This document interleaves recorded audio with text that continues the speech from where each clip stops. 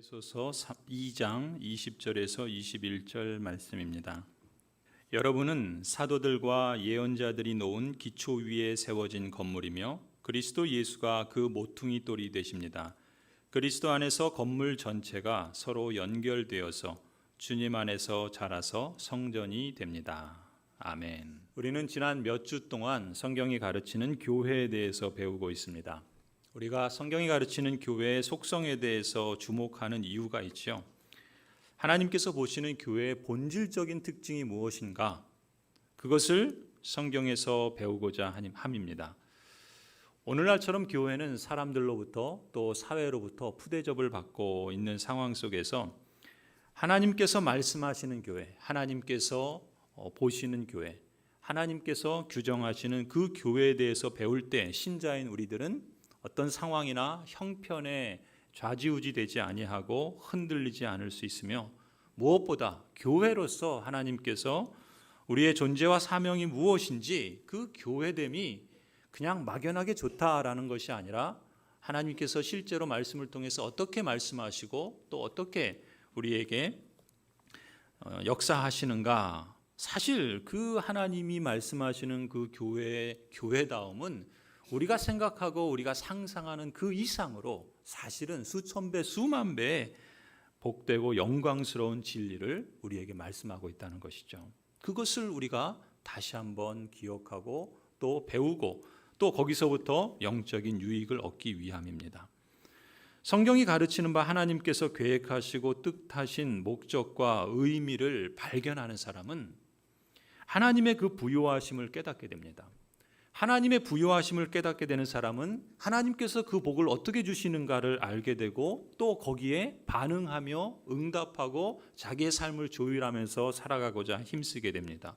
그래서 그 생의 여정 속에서 하나님이 주시는 복을 더 점점 실감하게 되는 것이고, 그것을 우리는 하나님을 맛보아 안다라고 성경은 말하고 있습니다.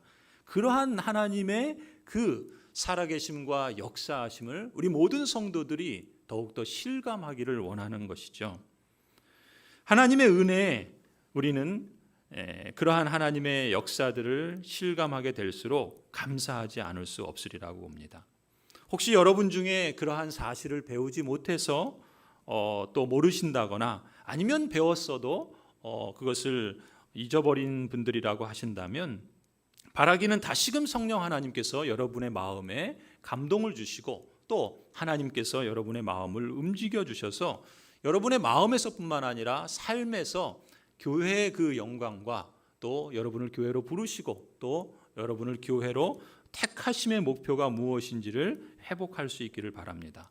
그리고 여러분들이 교회와 함께 교회로서 함께 자라가고 성장해 나가는 그런 열망과 축복을 하나님께서 여러분에게 주시기를 기대합니다.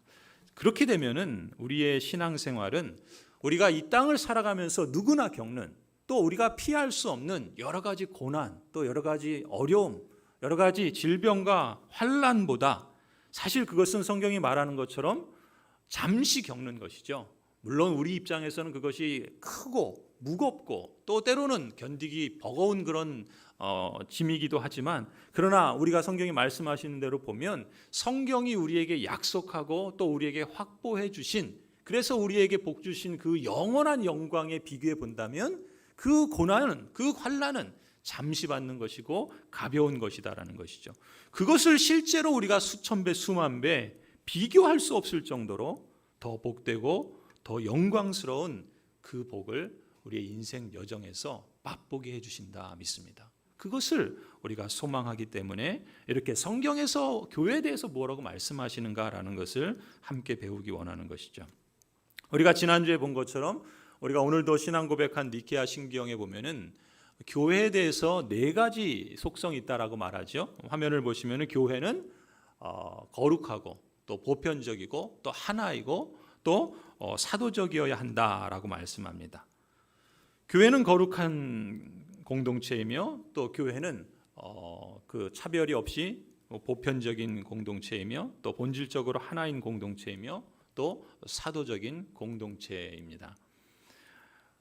우리는 앞서 교회의 거룩성과 보편성에 대해서 하이델베르그 교리문답을 통해서 살펴보았고, 또 지난주에는 교회의 단일성, 통일성에 대해서 함께 살펴보았습니다. 그리고 오늘은 교회의 4가지 속성 중에 교회의 사도성이라는 것에 대해서 함께 배우려고 합니다. 좀 익숙하지 않은 표현이죠. 교회의 사도성, 사도적인 교회, 사도적인 계승, 이런 표현들을 제가 이제 쓰게 될 겁니다. 교회의 사도성, 한번 화면을 보시면 교회의 사도성이라는 말은 이렇게 말할 수 있어요. 교회는 사도들이 전하여 준 복음의 기초에 있다라는 것입니다. 그리고 그 전하여 준 그 복음을 계속해서 증거하고 전파하도록 보내심을 받은 공동체가 교회라는 것입니다. 그것을 두고 교회의 사도성이라 그러고, 또는 사도적인 교회라 그렇게 말해요. 그러니까 사도들이 전한 그 복음의 기초에 있어야 하고, 사도들이 그렇게 했던 것처럼 교회는 본질적으로 그 복음을 계속해서 증거하고 전하는 그 사명을 받은 특별한 영광스러운 공동체가 교회다라고 성경은 가르치는 겁니다. 이걸 좀 더 구체적으로 보자면은 교회가 사도적이다라고 말할 때는 2가지 의미가 있습니다. 첫 번째는 보내심의 의미가 있고요. 그리고 첫 번째는 부르심의 의미가 있고, 두 번째는 보내심의 의미가 있습니다. 먼저 첫 번째로 교회는 사도들이 전해준 복음 위에 기초하고 있다 그랬죠. 그렇습니다. 교회는 사도들이 전해준 복음에 기초하고 있습니다. 그리고 예수 그리스도로 말미암아 성령이 거하시는 성전이 바로 교회다라고 성경은 말씀합니다. 오늘 본문 에베소 2장 20절 21절을 한번 보세요. 여러분은 사도들과 예언자들이 놓은 기초 위에 세워진 건물이며 그리스도 예수가 그 모퉁이 돌이 되십니다. 그리스도 안에서 건물 전체가 서로 연결되어서 주님 안에서 자라서 성전이 됩니다. 여러분은 이렇게 시작합니다. 여러분은 누굴 말하죠? 교회를 말합니다. 교회는 뭐라고 말합니까? 사도들과 예언자들, 여기서 예언자들은 선지자들이죠. 사도들과 선지자들이 놓은 기초 위에 세워진 건물이다. 사도들과 선지자들이 놓은 그 기초 위에, 그 토대 위에 세워진 하나님이 거하시는 성전이다, 이렇게 말합니다. 교회는 사도들과 예언자들이 기초로 삼은 예수 그리스도 위에 세워진 성전입니다. 여기서 중요한 표현은 예수 그리스도지요. 그런데 그 예수 그리스도를 사도들은 자신들의 기초로 삼았다는 거예요. 자신들의 토대로 삼았다는 겁니다. 그래서 사도적인 교회란 말은 오해하시면 안 돼요. 교회가 사도들 위에 세워졌다, 이렇게 이해하시면 안 됩니다. 교회는 사도들 위에 세워진 게 아닙니다. 교회는 어디 위에 세워졌어요? 예수 그리스도 위에 세워졌습니다. 예수 그리스도 위에 세워진 공동체가 교회입니다. 그런데 왜 사도들이 놓은 기초라고 말하는가? 왜냐하면 사도들은 예수 그리스도를 자신들의 기초로 삼았기 때문에 그래요. 사도들은 예수 그리스도를 자신들의 토대로 삼았다는 겁니다. 우리가 예배당을 건축하게 되면 이 예배당을 기초를 다지고 거기다 건물을 짓죠. 그렇죠? 그 기초가 부실하면 어떻게 됩니까? 건물은 무너지게 돼요. 교회라고 하는 성전은 이 건물을 말하는 게 아니에요. 교회라고 하는 하나님께서 택하여 부르신 택자들의 공동체인 이 교회는 어느 기초에 세워졌다고요? 예수 그리스도라고 하는 그 흔들리지 않는 기초 위에 세워졌다는 거예요. 그런데 그 기초를, 예수 그리스도를 사도들은 예수 그리스도를 그 기초로 삼아서 이제 거기 위에 교회를 섬기게 되었다라는 것이죠. 조금 더 보시면은, 먼저 우리가 다시 한번 강조하는 것은 교회는 사도들 위에 세워진 것이 아닙니다. 사도들의 토대요, 그리고 모퉁이 돌이신 예수 그리스도 위에 세워졌다라는 의미가 첫 번째고요. 그리고 또 하나는, 그렇다면 사도들은 자신들이 사역을 하고 어떤 실천을 할 때 그 사역과 실천의 토대가 있었겠죠. 그 기초가 있었겠죠. 그 근거가 있었겠죠. 그 토대와 근거 역시도 예수 그리스도였다는 거예요. 사도들이 뭔가를 했다, 사도들이 뭔가를 가르쳤다, 사도들이 뭔가를 전했다라고 한다면 그 토대와 기초는 어디에 있다고요? 예수 그리스도에게 있다는 겁니다. 그래서 사도들이 교회의 그 기초를 예수 그리스도로 삼은 것처럼 우리도 교회의 기초를 예수 그리스도로 삼는다는 점에서 사도적인 교회라고 그러고, 사도들이 그들의 사역과 실천을 예수 그리스도의 토대 위에 행했던 것처럼 우리도 예수 그리스도를 우리의 사역의 토대요 기초로 삼아서 행한다라는 점에서 사도적인 교회라 이렇게 부르는 것입니다. 그러니까 여러분, 사도적인 교회라고 말할 때는 교회가 사도들이 믿고 따르고 가르치고 실천했던 것처럼 오직 예수 그리스도 위에 세워진 성전일 뿐만 아니라, 그런 점에서 예수 그리스도 안에서 교회는 서로 연결되고 예수 그리스도 우리 주 안에서 함께 자라가고 성장하도록 부름받은 존귀한 존재라는 거예요. 교회는 존귀한 존재입니다. 왜요? 예수 그리스도께서 존귀하시기 때문에. 그 존귀하신 분이 그 교회의 기초가 되고 토대가 되기 때문에, 그리고 그 예수 그리스도 안에서 우리가 함께 서로 연결되어 있기 때문에, 그리고 예수 그리스도 안에서 우리가 자라가고 성장하기 때문에 교회는 존귀하다라고 말씀합니다. 다시 말하면 하나님께서 여러분을 교회로서 택하시고 택자로 부름받은 여러분이 교회로 부름받았다라고 하는 것은 여러분이 그토록 하나님 보시기에는 존귀한 존재다, 그렇게 인정받았다는 거예요. 그렇게 부름받았다라는 것입니다. 적어도 하나님께서는 교회를 이런 시각으로 보시고 이렇게 대우하시고 이렇게 역사해 가신다는 겁니다. 이것을 사도들이 믿었던 거예요. 그리고 이것을 사도들이 가르쳤던 겁니다. 이러한 복음을 받아들이고 계승하는 교회를 두고서 사도적인 교회라 그래요. 교회의 사도성이다라고 이렇게 부릅니다. 그런데 여러분, 우리가 이제 앞서 참된 교회의 표지를 이제 벨직 신앙고 백서를 통해서 좀 몇 주 보았잖아요.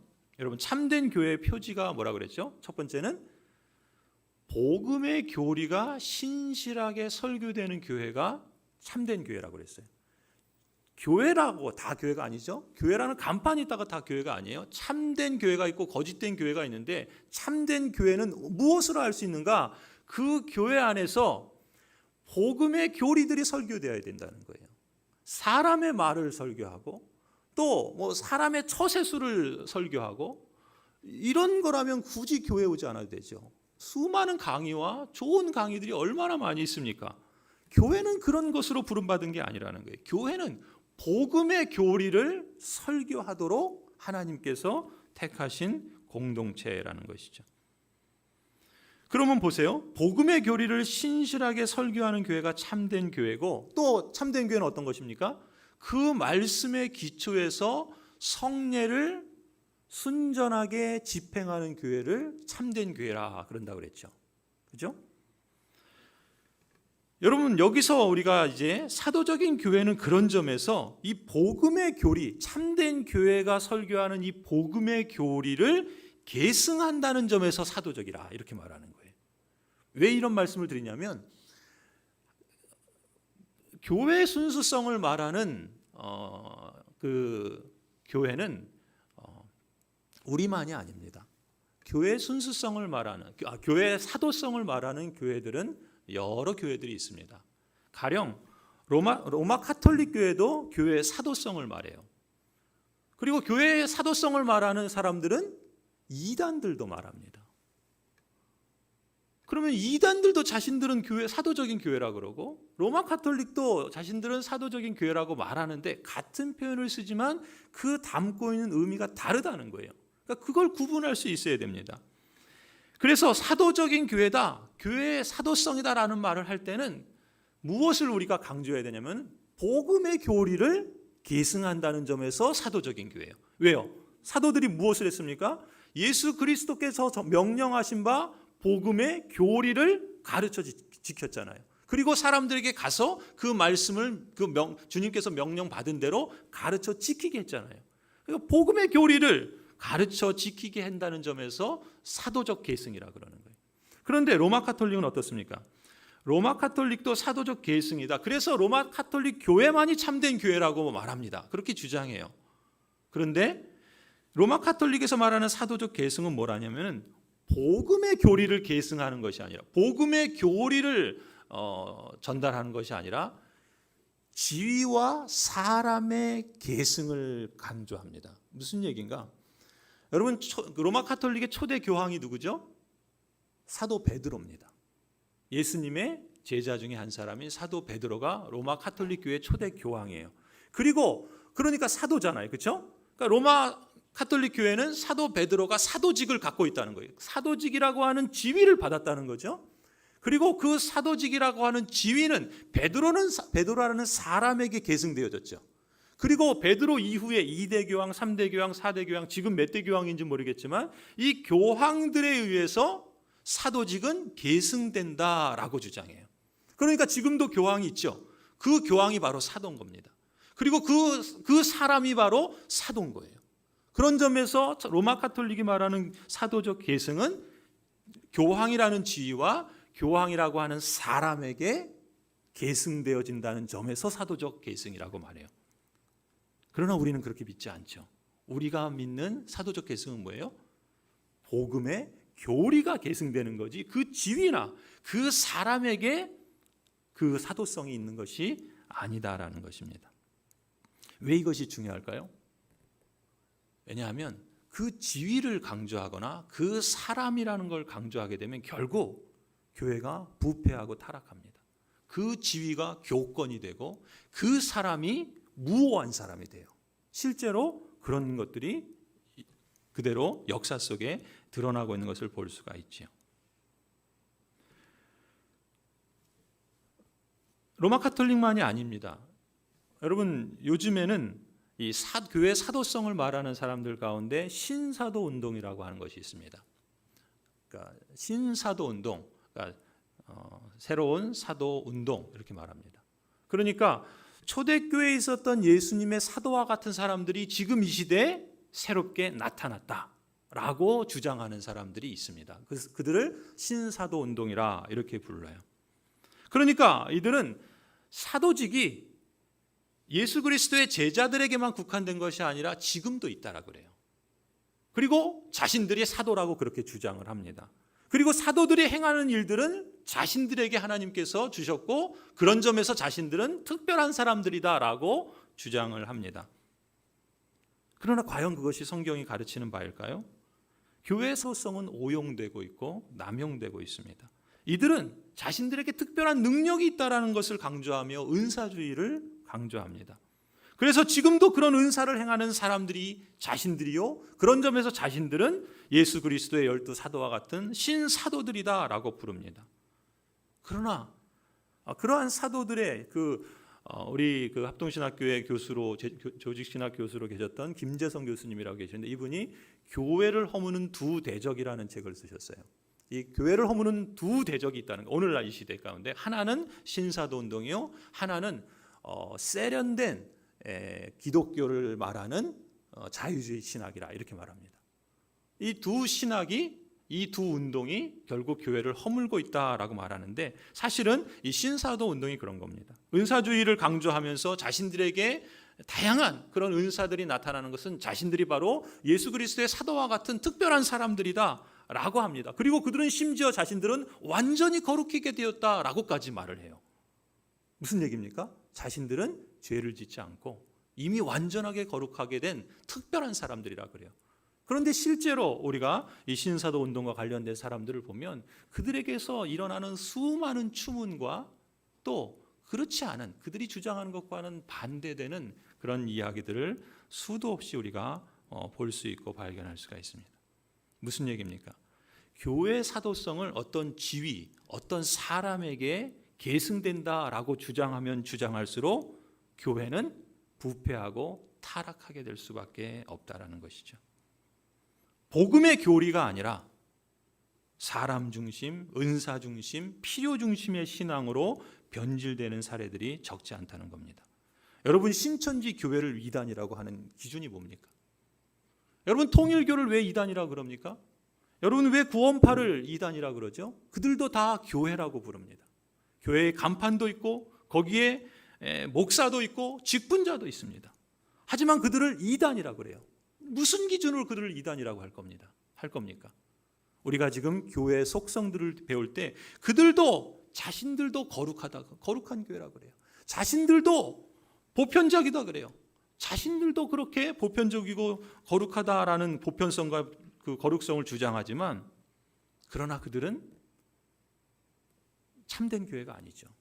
아니, 교회를 허무는 대적이요 이단이라고 볼 수 있죠. 그 기준이 뭡니까?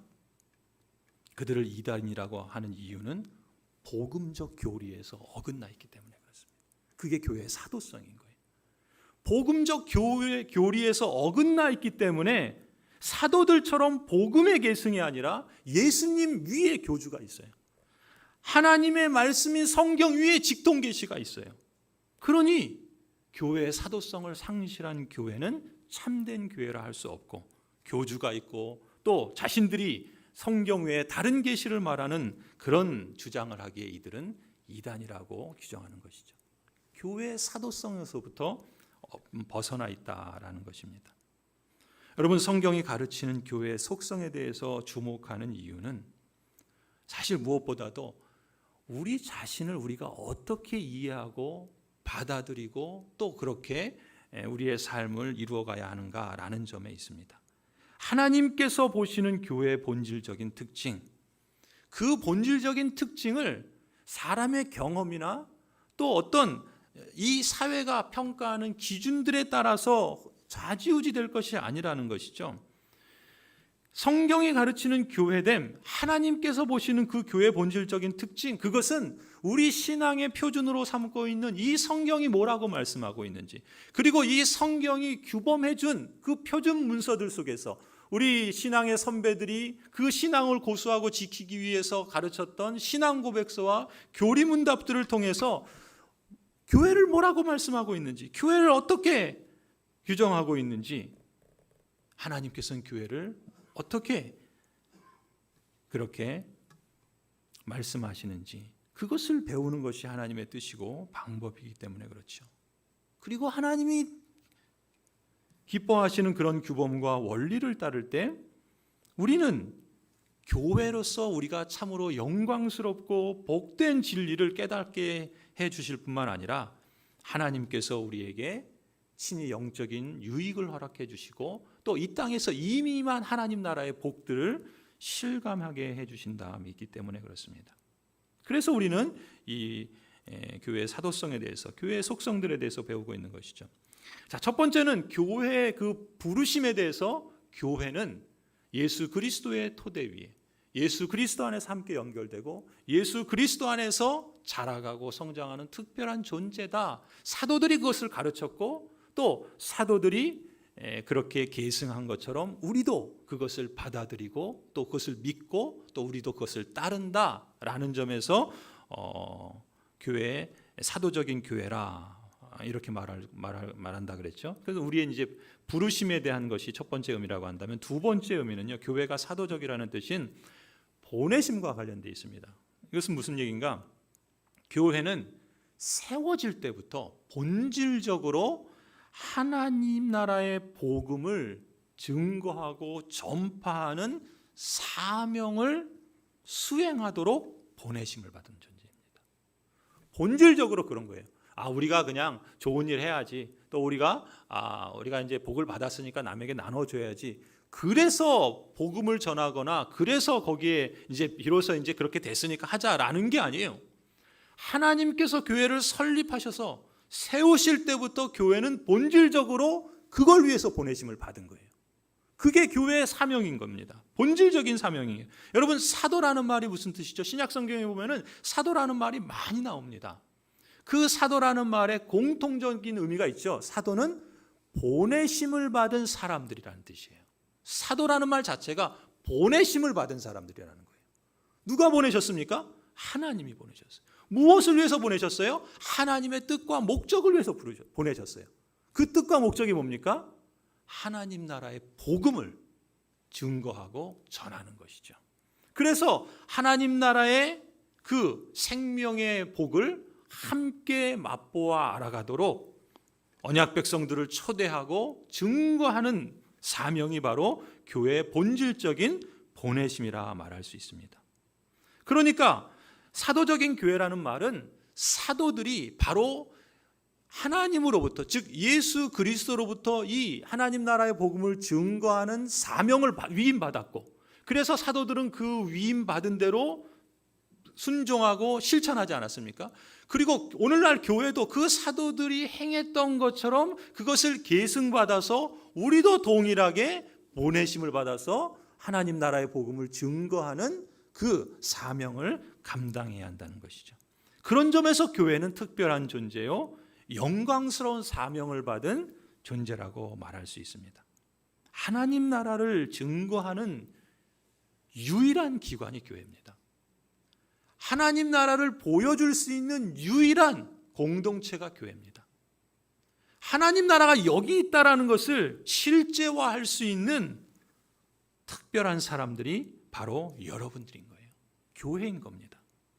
예수 그리스도 안에서 성령으로 역사하시는 하나님 나라의 그 복음을 이 땅에 증거하도록 보내심을 받은 특별한 사람들이 여러분이요, 교회인 줄 믿으시기 바랍니다. 그래서 사도적인 교회라는 말은 교회로서 여러분들 역시 사도들의 가르침과 실천을 뒤따라서 하나님 나라의 복음을 증거하고 전파하는 존귀한 사명으로 보내심을 받았다는 의미인 거예요. 그것이 두 번째 의미입니다. 한번 마태복음 28장 보세요. 마태복음 28장 18절에서 20절입니다. 예수께서 다가와서 제자들에게 말씀하셨습니다. 예수님께서 부활하신 이후에 승천하시기 전에 제자들에게 하신 말씀이에요. 나는 하늘과 땅의 모든 권세를 받았다. 그러므로 너희는 가서 모든 민족을 제자로 삼아서 아버지와 아들과 성령의 이름으로 세례를 주고 내가 너희에게 명령한 모든 것을 그들에게 가르쳐 지키게 하여라. 보아라, 내가 세상 끝날까지 항상 너희와 함께 있을 것이다. 예수님께서 성부 하나님으로부터 하늘과 땅에 속한 모든 권세를 받으셨습니다.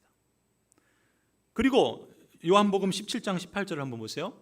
아버지께서 나를 세상에 보내신 것과 같이 나도 그들이 누구예요? 교회를, 제자들을, 교회를 세상에 보냈습니다. 이것은 요한복음 17장은 예수님께서 십자가에서 죽으시기 전에 성부 하나님께 드리는 기도의 내용이에요. 성부 하나님께 십자가에서 죽으시기 전에 기도하시면서 뭘 위해서 기도합니까? 제자들을 위해서 기도하는데, 하나님 아버지께서 성자 예수 그리스도를 이 땅에 보내신 것처럼 예수 그리스도께서도 그 제자들을 이 세상에 보냅니다라고 기도하는 거예요. 그러니 성부 하나님께 이 제자들을 하나님께 이제 부탁하고 또 위하여 간구하시는 것이죠. 근데 뭐라 그래요? 아버지께서 예수 그리스도를 이 세상에 보내신 것처럼 예수 그리스도께서 제자들을 이 세상에 보낸다라고 하잖아요. 그래서 그 보내서 뭘 하자는 거예요? 다시 마태복음 28장으로 가시면 하늘과 땅의 모든 권세를 받으신 예수 그리스도께서 그 모든 권세를 아버지 하나님으로부터 위임받아서 제자들을 세상에 보냅니다. 뭐 하라고요? 너희는 가서 모든 민족에게 하나님 나라의 복음을 전하라는 거예요. 그래서 그 가운데 믿는 사람들을 성부와 성자와 성령의 이름으로 세례를 주라는 거예요. 그리고 그들에게 예수 그리스도께서 명령하신 모든 것을 가르쳐 지키게 하라는 거예요. 이것이 예수 그리스도께서 제자들을 세상에 보내시면서 맡기신 사명인 것이죠. 이것이 우리가 말하는 선교적 사명이요, 또 교회의 대위임령이라, 그리스도께서 우리에게 맡기신, 교회에게 맡기신 큰 명령이라고 해서 대위임령이라 이렇게 부르지 않습니까? 그래서 제자들이 이 명령을 받고 어떻게 합니까? 사도행전 1장을 보세요. 오직 성령이 너희에게 임하시면 너희가 권능을 받고 예루살렘과 온 유대와 사마리아와 땅끝까지 이르러 내 증인이 되리라.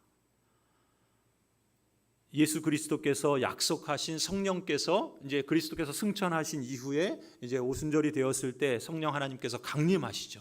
제자들에게 기도하고 있던 제자들에게 강림하셔서 그 제자들이 하나님의 권능을 입게 됩니다. 그리고 예수님께서 위임해 주신 대로 그들이 있던 예루살렘에서 유대로 또 사마리아로 그리고 로마 제국의 땅끝을 향하여 나아가지 않습니까? 예수 그리스도께서 맡기신 그 하나님 나라의 복음을 증거하는 교회의 본질적인 사명을 위해서 이들은 초기부터 응답했던 것을 우리가 보게 됩니다.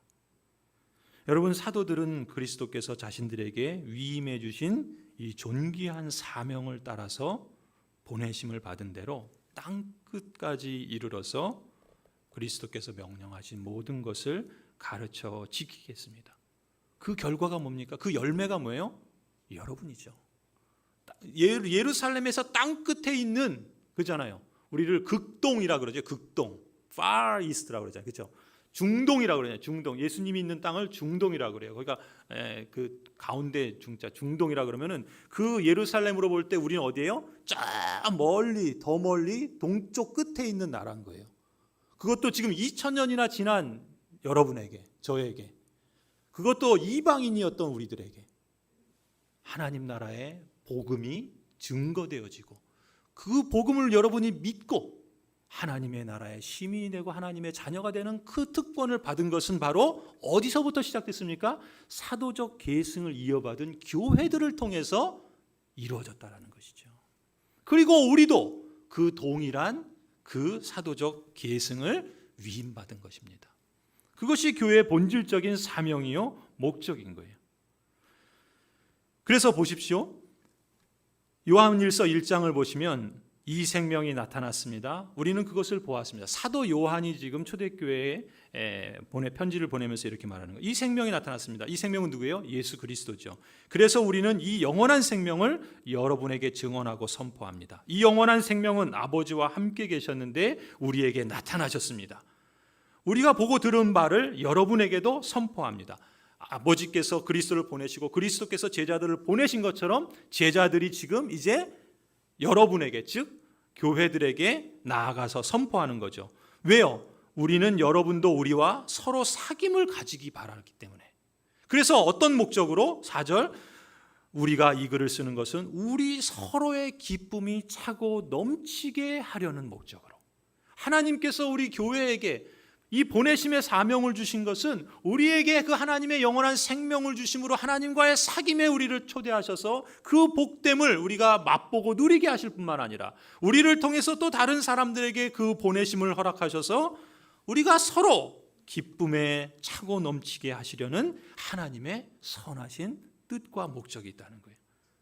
그것을 아무에게나 허락하신 것이 아니라 교회에게만 특별하게 허락해 주셨기 때문에 교회는 존귀하고 영광스러운 존재라는 것이죠. 여러분, 하나님의 복을 누리는 하나님의 그 영원한 생명을 실감하는 방법이 달리 있는 게 아닙니다. 어디에 있습니까? 성경의 가르침을 따라서 복음의 교리를 선명하게 잘 배우고 간직할 때, 그래서 교회를 향한 하나님의 부르심이 얼마나 영광스럽고 하나님께서 믿는 성도인 여러분 안에서 그 여러분이 그 보내심을 받아서 순종할 때 그 활동하신 하나님의 능력이 얼마나 엄청나게 큰지를 실감하게 하시는 거예요. 보내심의 사명을 감당할 때 그걸 실감하게 하시는 겁니다. 성도 여러분, 우리가 교회의 사도성에 다시 주목하고 강조하는 이유가 바로 이것입니다. 첫 번째는요, 교회는 사도들이 그 기초로 삼은 것처럼 예수 그리스도 위에 세워진 거룩한 성전으로 부르심을 받은 존귀한 존재이기 때문에 그렇습니다. 우리는 이 교리를 자주 상기할 필요가 있어요. 여러분들은 이 사실을 자주 기억하실 필요가 있습니다.